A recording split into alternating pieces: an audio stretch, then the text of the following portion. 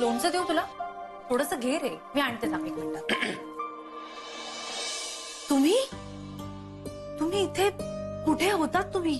मी तिकडे हॉस्पिटलमध्ये शोधलं तुम्हाला आणि बरं आहे का आता? हा हे ठीक आहे. आजच डिस्चार्ज मिळाला मला. ती पैशांची अरेंजमेंट करायची होती, बिझी होती. तुम्हीच केलं सगळं?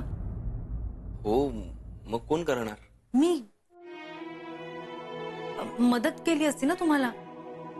आणि हे काय, आजारी माणसाने सगळं करायचं असतं का? बरं वाटत. म्हणजे मला आता बरं वाटतंय, पण कोणीतरी काळजी घेते हे बघून बरं वाटलं.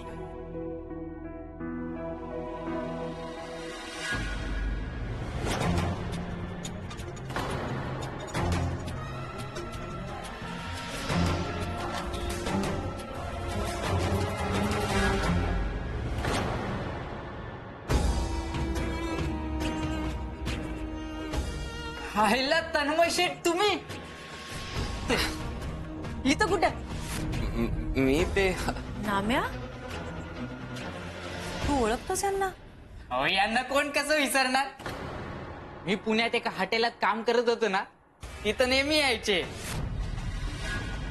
काय शेठ ओळखलं ना? आता मी इथं ताईकडे. पण तुमची ती जुनी कंपनी बंद झाली. तुम्ही पुण्यात होता? कुठली कंपनी? आणि नाम्या, तू शेतकरी आहेस असं म्हणालास ना? अरे नाम्या, इतक्या दिवसानंतर भेटतोयस. तुझ्या हातचा चहा होऊन जाऊ दे.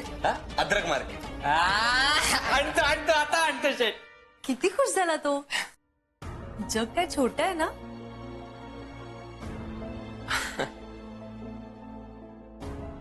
मला माहितीये तुम्हाला राग येऊ शकतो, पण मी विषयाला हात घालते. लोनचं कसं करायचं, काय मुदत असेल, प्लीज मला जरा सांगा. तुमच्याकडे दुसरा कोणताही विषय नव्हता का बोलायला? नाही, जग छोटा आहे, मोठा आहे, अजून दुसऱ्या कुठल्या तरी विषयावर बोलूया ना आपण. मान्य, पण आधी हा विषय संपूया प्लीज. मी आत्ता चालू आहे, हात धुवून येऊ का?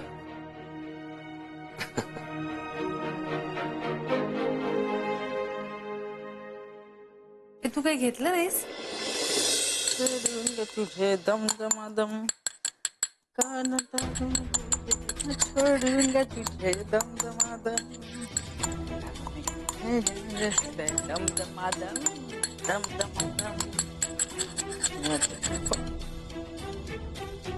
काय नामदेवराव, इथे कुठे? तुम्ही हिथं तसं आम्ही पण हिथंच की. इथल्या लोकांना सांगायचं का तू पुण्यात चोऱ्या माऱ्या करायचं असते? सांगायचं कशा पैसा आहे, ह्यांना हे माहितीये. इथं पण चोरी करतानाच पकडलं गेलो. हेच घर सापडलं तुला चोरी करायला? सर, तुमच्या त्या कंपनीचं काय?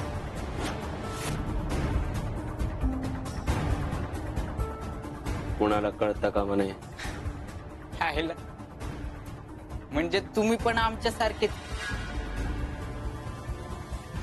चोर?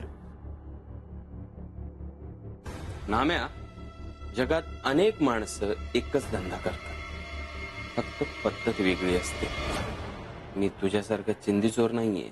मग मोठा डल्ला मारणार की काय तुम्ही? साहेब नको ना नको ना साहेब. साहेब चुकलं माझं, सोडा ना प्लीज. पिडकी आहेस, बैल होण्याचा प्रयत्न करू नकोस. कुठची मी आधी कुठे होतो, काय करत होतो, हे जर इथल्या लोकांना कळलं तर ते कोणी सांगितलं हे मला लगेच समजेल.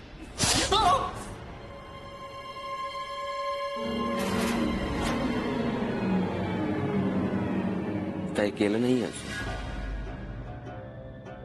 हातात बोट शाबूत राहिली तर चोरी करशील, लक्षात ठेव. आलात? आता विषय बदलू नका. या प्लीज, या तुम्ही या, बसा. सांगा कसं करूया लोनच्या रिपेमेंटचं? मी लिहूनच घेते सगळं. तुम्हाला खरंच रिपेमेंट करायचंय मनापासून? हो.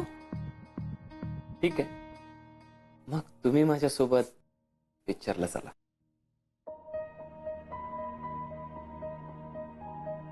मी आलेच जरा. एक मिनिट, चुकीचं बोललो का? तुम्हाला दुखावलं असेल तर सॉरी. आता नका सांगू, विचार कर. उद्या सकाळपर्यंत सांगा, मी वाट बघतो.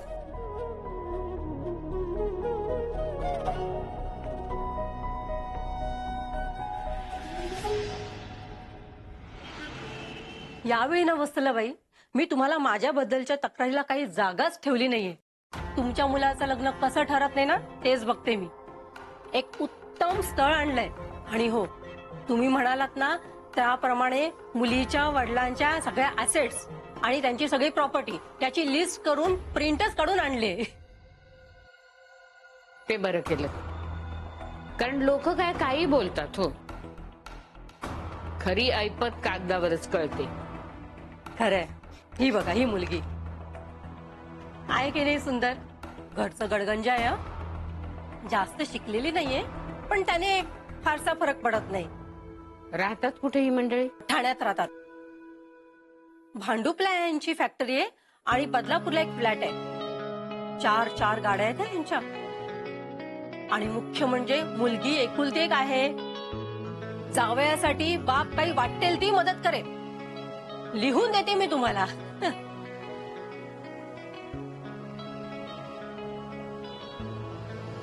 काय त्याने तुला सिनेमाला बोलवलंय?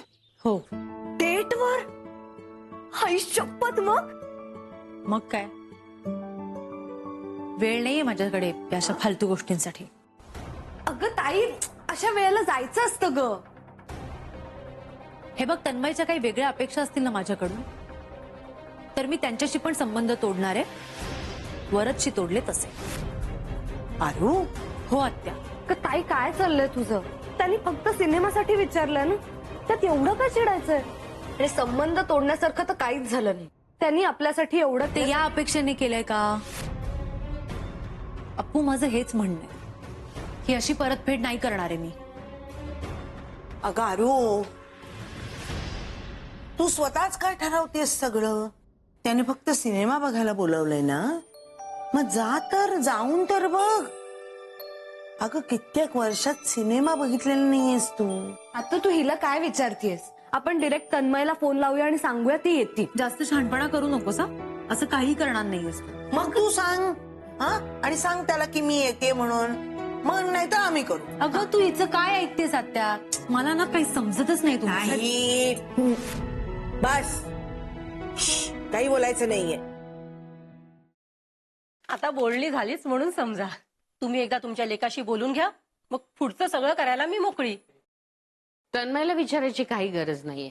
तो काही माझ्या शब्दाबाहेर नाही. असं पालकांना वाटतच हो, पण ही हल्लीची मुलं ना कोणाचं काही ऐकत नाहीत. अहो, ऐनवेळी तोंडघडशी पाडतात. मी सांगितलं ना तुम्हाला, तन्मय तसा नाहीये. आणि ते तुम्ही माझ्यावर सोडा. बोलणी कधी करायची हे मी तुम्हाला सांगेन. चालेल. एक नक्की, ही मुलगीच माझी सून होणार. बरं आहे मग, मी लागते आता कामाला. हं? चला येऊ. या.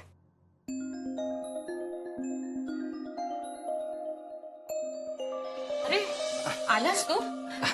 हा माझा मुलगा तन्मय. नमस्कार. अगो बाई, गुणी आहे मुलगा. चला येऊ. या.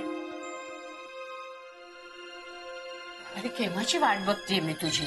हा, अरे हॅलो. हॅलो, तू माझ्या ताईला काही प्रश्न विचारला होतास का? हो. तिचं उत्तर हेच आहे की ती येणार आहे. त्यांनी हा निरोप तुला द्यायला सांगितलाय का? अरे ऍक्च्युली या सगळ्यामध्ये ना माझी ताई लिंबू टिंबू आहे रे. सो तिची प्रतिनिधी आणि सल्लागार म्हणून मी बोलते असं समज. सल्लागार असे असतील तर मला फायदाच होईल.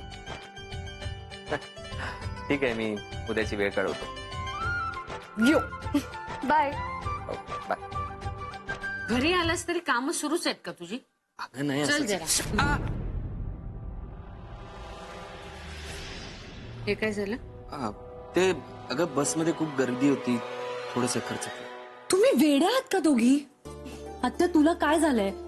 हे बघ, मला जमणार नाही, मला काम आहेत. उद्याची सगळी कामं आम्ही बघतो. हा, पण तू जायचंस म्हणजे जायचंस, आणि गेली नाहीस ना तर अशी पकडून तुला तिकडे घेऊन जाईन, कळलं? हा चल गापू चल. काय ठीक आहे मी.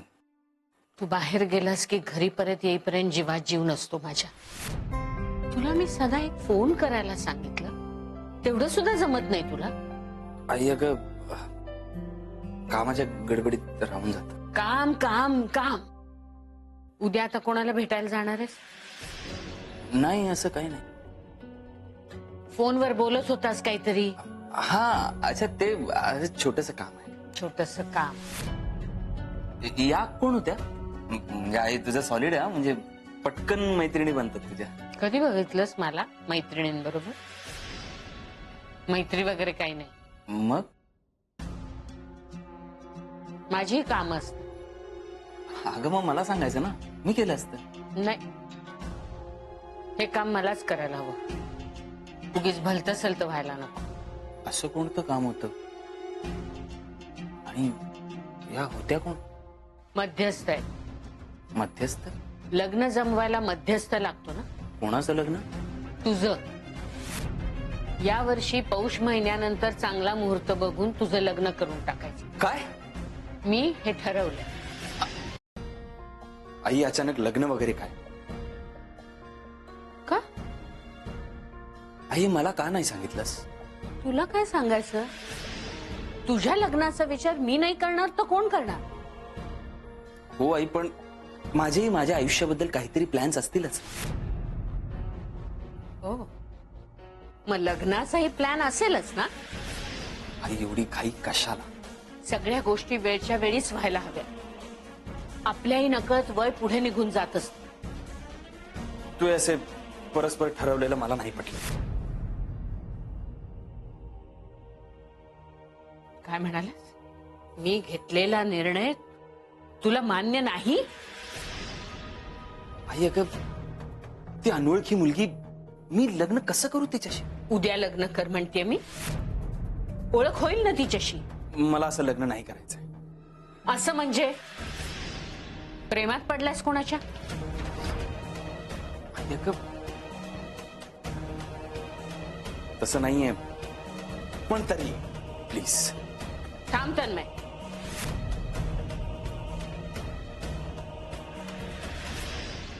मी कुणाला तरी शब्द दिलाय.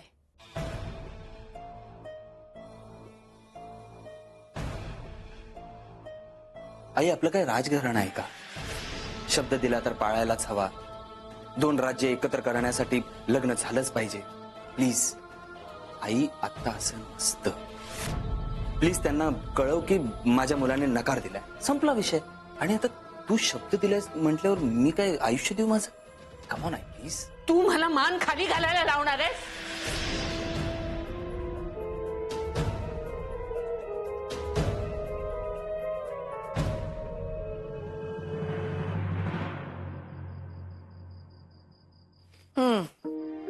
रवा रवा लिहिलास? किती? साधारण 2 किलो ली.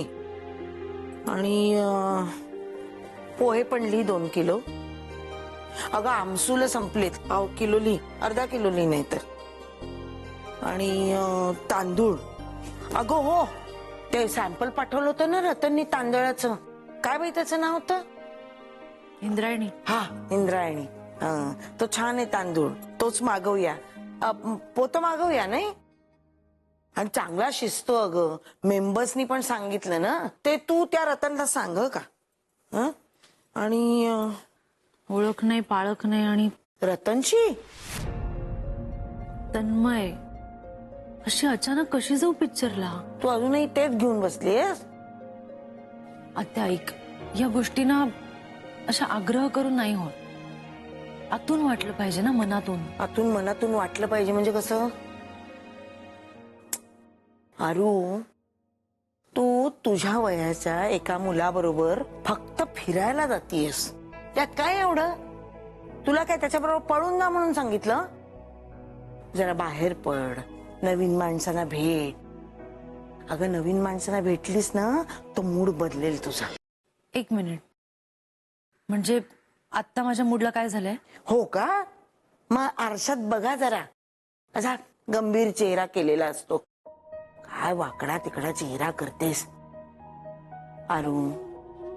अशी दारं बंद करून नाही चालणार. हं? अगं नवीन ओळखी नाही केल्यास तर तुझ्या आयुष्यात नवीन माणूस कसा येईल? पण मला नकोय नवीन माणूस.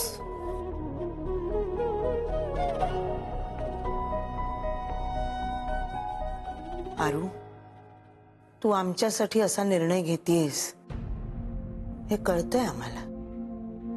आम्हाला अपराधासारखं वाटतं अगं. आमच्यामुळे तुला तुझं आयुष्य जगता येत नाही हे बरं वाटेल का आम्हाला?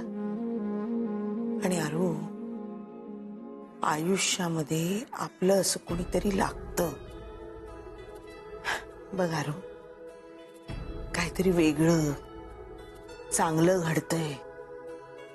नशीब दार वाजवतंय. ते दार उघडायचं का नाही तुझं तू ठरवायचंस. अगं आत्या ऐक.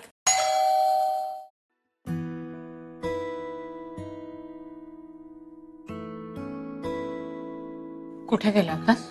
इथे जवळच होतं. मी जेवायची थांबली आहे. रागारागाने निघून गेलास. तू परत येईपर्यंत मी जेवणार नाही हे माहित होतं ना तुला? म्हणून आलो ना परत आता. झाला राग शांत? तुला कळत कसं नाहीये तन्मय? मी जे करते ते तुझ्या भल्यासाठीच आहे. आई,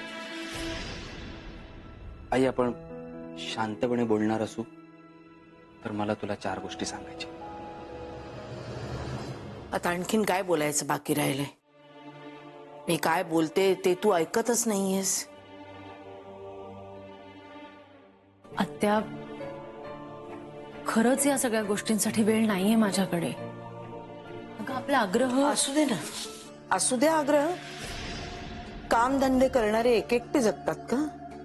तसं नाही, अर्पिताचं शिक्षण आहे अजून. आणि हो, होईल की. तिला सुद्धा जबाबदारी घेऊ दे. तू किती करणार? आत्या बाकीची खूप कामं आहेत अजून. खूप गोष्टी राहिल्यात आत्या. आरू, सगळ्या गोष्टी स्वतःच्या सोयीनं नाही जुळून येत. त्या आपण जुळवायच्या असतात. सगळं होतच असतं. आपण फक्त निमित्त असतो. करणारा तो वर बसलेला आहे. उगाच त्यासाठी स्वतःचं आयुष्य वेठीला धरू नकोस. तुझं लग्न झालं तर अर्पिताचं शिक्षण बंद होईल? ही आग्रह खानावळ बंदच पडेल का? तसं काही होत नाही. ते सगळं सुरळीत चालत राहतं. पण आयुष्यात तू मात्र एकटी पडशील, माझ्यासारखी. म्हणून स्वतःचा विचार कर. बाकी सगळं देवावर सोड.